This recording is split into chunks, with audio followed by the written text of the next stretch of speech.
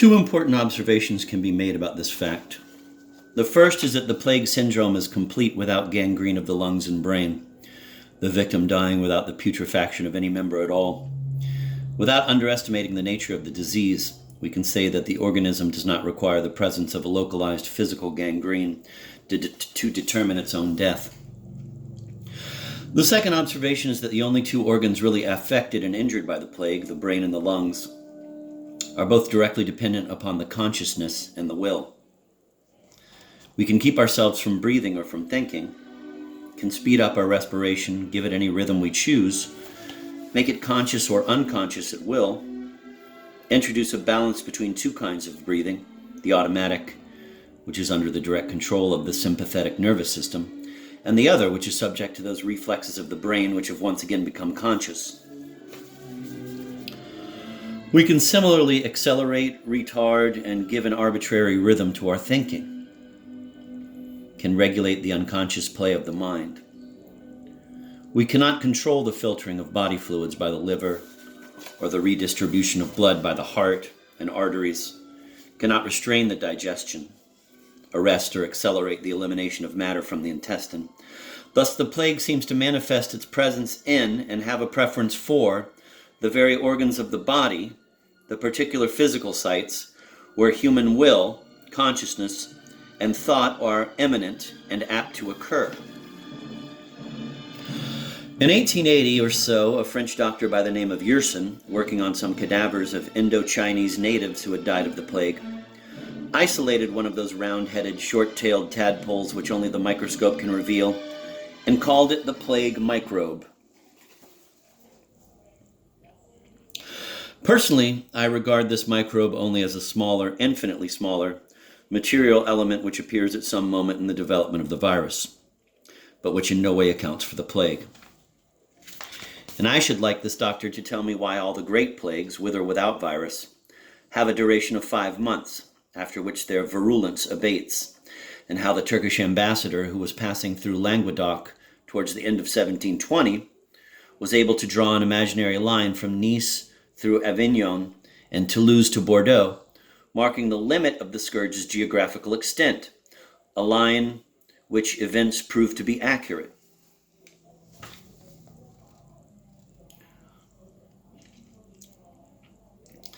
From all this emerges the spiritual physiognomy of a disease whose laws cannot be precisely defined and whose geographical origin it would be idiotic to attempt to determine. For the Egyptian plague is not the Oriental plague, which is not that described by Hippocrates, which is not that of Syracuse, nor of Florence, nor the Black Death, which accounted for 50 million lives in medieval Europe. No one can say why the plague strikes the coward who flees it and spares the degenerate who gratifies himself on the corpses. Why distance, chastity, solitude are helpless against the attacks of the scourge. And why a group of debauchees isolating themselves in the country, like Boccaccio with his 2 well-stocked companions, and 7 women as lustful as they were religious, can calmly wait for the warm days when the plague withdraws. And why in a nearby castle transformed into a citadel, with a cordon of armed men to forbid all entree, the plague turns the garrison and all the occupants into corpses and spares only the armed men exposed to contagion. Who can also explain why the military cordons sanitaires, which Mehmet Ali established toward the end of the last century, on the occasion of an outbreak of the Egyptian plague, effectively protected convents, schools, prisons, and palaces, and why numerous epidemics of a plague with all the characteristic symptoms of Oriental plague could suddenly break out in medieval Europe in places having no contact whatever with the Orient.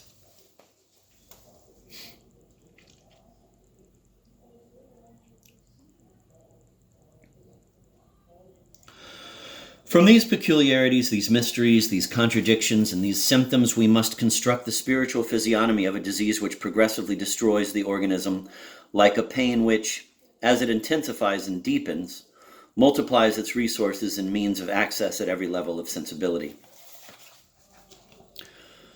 But from the spiritual freedom with which the plague develops, without rats, without microbes, and without contact, can be deduced the somber and absolute action of a spectacle which I shall attempt to analyze.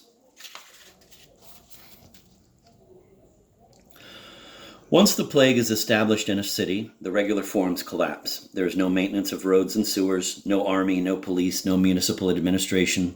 Pyres are lit at random to burn the dead with whatever means are available. Each family wants to have its own. Then wood, space, and flame itself growing rare.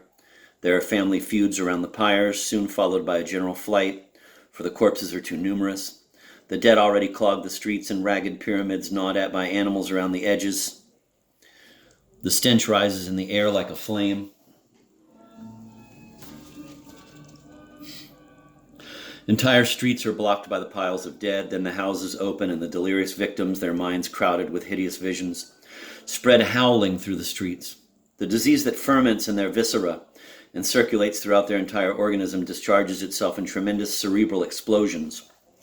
Other victims without buboes, delirium, pain, or rash examine themselves proudly in the mirror, in splendid health, as they think, and then fall dead with their shaving mugs in their hands, full of scorn for other victims.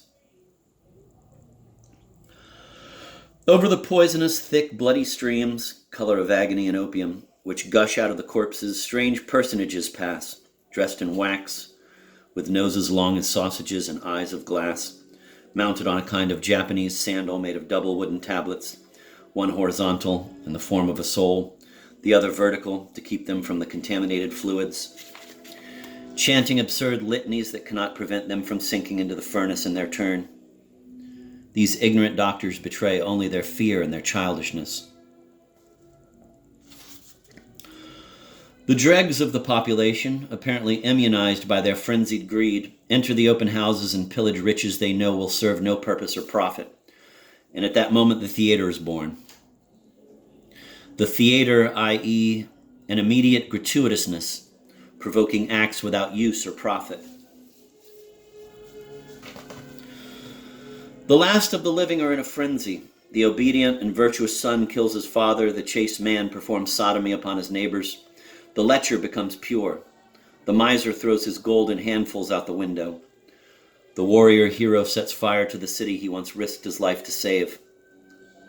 The dandy decks himself out in his finest clothes and promenades before the charnel houses. Neither the idea of an absence of sanctions nor that of imminent death suffices to motivate acts so gratuitously absurd on the part of men who did not believe death could end anything.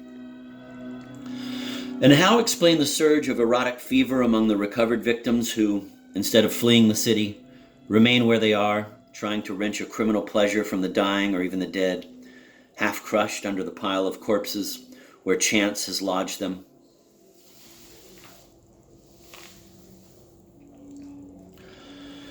But if a mighty scourge is required to make this frenetic gratuitousness show itself, and if this scourge is called the plague, then perhaps we can determine the value of this gratuitousness in relation to our total personality.